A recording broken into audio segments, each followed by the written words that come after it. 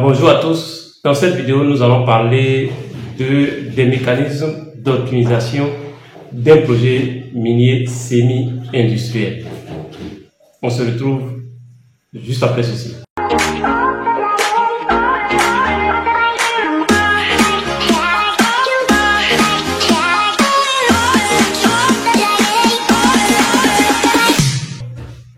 Le mécanisme d'optimisation d'un projet semi-industriel.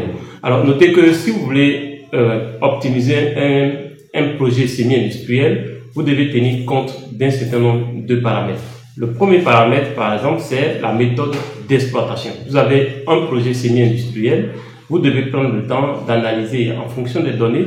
Donc, ça peut être des données géographiques, ça peut être des données économiques, ça peut être des données sociales. Et en fonction de ces types de données, vous allez choisir la méthode d'exploitation ou la technique d'exploitation. Alors, je vais prendre un exemple, les données par exemple géographiques. Imaginez que vous êtes dans une zone inaccessible et que vous devez déplacer peut-être des poquelins et que cela demande que vous déplacez ces poquelins de façon spéciale. Ça peut vous prendre plusieurs mois pour envoyer des équipements sur le terrain. Donc, vous allez intégrer ce paramètre avant de décider de comment est-ce que vous allez procéder à l'exploitation de votre gisement en question en semi-industriel. Donc, les paramètres analysés là, nous allons voir 2 ou 3 paramètres qui vont permettre d'optimiser votre site. Prenons quelqu'un qui a un projet minier et qui décide par exemple de l'exploitation. Alors, l'exploitation peut faire de 2 manières. Vous pouvez, en fonction de vos capacités, optimiser en cédant l'exploitation à quelqu'un qui a plus, non seulement de ressources financières, mais aussi de ressources techniques que vous. Donc, vous prenez par exemple les plus grandes mines, toutes les mines que vous voyez. Généralement, la compagnie minière elle-même va se focaliser sur une partie et la majorité des parties, des différentes parties va être sous-traitée. Prenons par exemple le transport de minerais de la fosse à l'usine. Généralement, la compagnie minière va sous-traiter cette partie. Pourquoi elle le fait? C'est pour optimiser. Ça évite d'acheter des dampers, ça évite de gérer tout le trafic, etc., etc. Donc, vous pouvez optimiser en faisant le choix de sous-traiter. Donc, prenons par exemple quelqu'un qui a un site d'empaillage.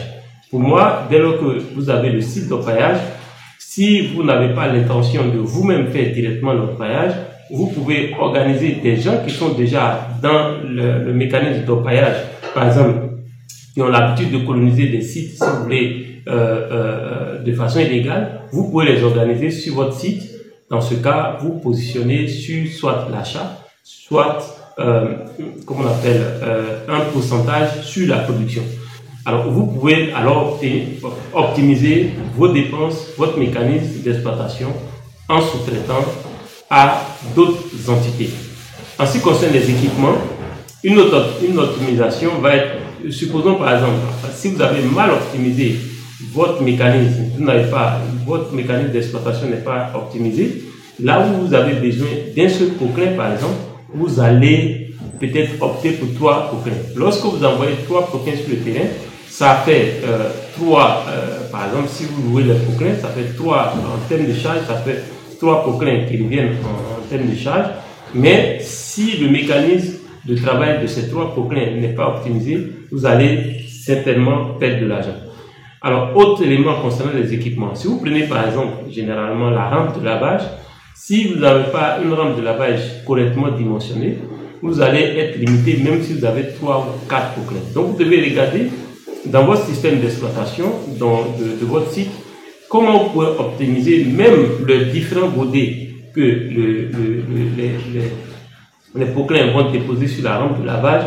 Quel est le temps qu'ils mettent pour prendre le godet et poser sur la rampe de lavage. Et tout ça doit être chronométré. Vous devez avoir des équipes qui surveillent tout cela pour optimiser tout le process sur le site. Autre élément, ça peut être par exemple le tapis de récupération. Votre tapis, si votre tapis n'est pas un tapis optimal, qu'est-ce qui va se passer? Vous allez changer de tapis presque chaque jour et cela est un tas de travail, est une optimisation nulle parce que la plupart des gens qui travaillent sur le site vont coûter de l'argent chaque jour. Et si vous devez arrêter le travail, retirer le tapis avant de le récupérer, ce que le tapis, la quantité d'or par exemple que le tapis a piégé, avant de reprendre l'exploitation, cela va vous coûter non seulement du temps, mais aussi de l'argent. Donc les mécanismes d'optimisation d'un site minier partent depuis le choix de la méthode d'exploitation jusqu'à la méthode d'équipement et de sélection des équipements, mais aussi de la gestion de ces équipements sur le terrain. Donc si vous n'avez pas un chef de chantier qui lui-même comprend la notion d'optimisation sur le site, cela peut vous coûter de l'argent. Alors je vous propose ceci. Si vous avez suivi cette vidéo jusqu'à maintenant, cela veut dire que vous avez un intérêt par rapport à ce thème. Si aujourd'hui vous avez un site minier semi-industriel ou industriel, en tout cas vous avez un site semi-industriel ou même artisanal que vous voulez optimiser, vous pouvez me contacter. Mon contact se trouve dans la description de cette vidéo. Je vais laisser un lien pour ceux qui ont des projets et qui souhaiteraient qu'on les aide à analyser leur process. Vous remplissez, le lien sera dans la description de cette vidéo. Vous remplissez et derrière, nous allons vous envoyer une série de questionnaires et à la suite de ça, on va voir si vous êtes qualifié pour qu'on vous assiste. Alors, donc sans plus tarder, nous allons poursuivre. Autre mécanisme d'optimisation, c'est la méthode de financement. Comment est-ce que vous financez votre projet? Est-ce que vous allez financer par votre propre poche ou est-ce que vous allez financer par un business angel ou par une banque? Alors, notez que lorsque vous financez directement par votre poche, pour moi, vous pouvez financer peut-être les travaux de recherche sur votre site par votre poche, puisque vous êtes à partir de votre poche, puisque vous êtes, disons, j'appelle poche vos économies. Parce que vous devez convaincre d'éventuels investisseurs que votre projet est fiable. Mais lorsque vous avez passé cette barrière et que vous avez fait les différentes analyses, les différents échantillonnages, vous avez une certitude de la présence, par exemple, de l'or, vous devez passer sur un mode de financement optimisé qui est soit par business angel, soit par une banque. Généralement, je conseille d'utiliser une banque, auquel cas, pour le business angel, vous devez vous associer, pour moi, à une équipe qui a non seulement les moyens, mais les compétences techniques pour ce type de projet. Alors, sans plus tarder, nous allons rapidement résumer ce que nous avons dit en ce qui concerne le mécanisme d'optimisation d'un site minier ou d'un projet minier semi-industriel. Le premier élément, c'est le choix de la méthode d'exploitation.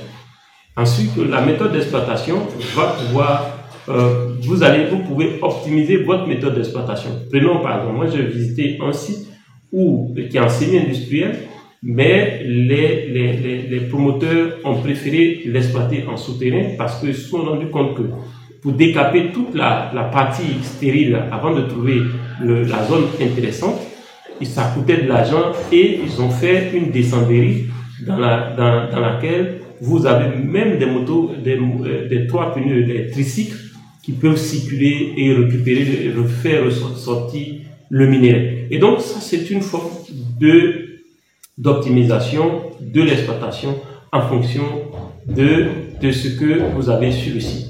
La deuxième chose, c'est l'exploitation elle-même, les équipements qui sont utilisés. Est-ce que j'ai besoin de 2 proclins ou 3 proclins? Est-ce que j'ai besoin d'un seul? Si j'ai un proclin, quel est le temps de travail du proclin? Qui conduit le proclin? Est-ce que cette personne est qualifiée? Parce que si cette personne n'est pas qualifiée, elle va mettre du temps à faire le travail, elle va perdre le temps et donc vous allez perdre de l'argent parce que généralement ces proclins sont loués.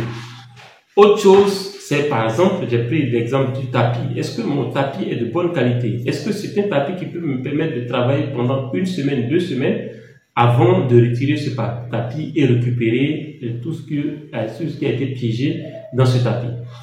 Ensuite, le mode de financement. Est-ce que je finance tout le process de ma propre poche? Est-ce que je finance uniquement l'exploration de ma propre poche et ensuite l'exploitation?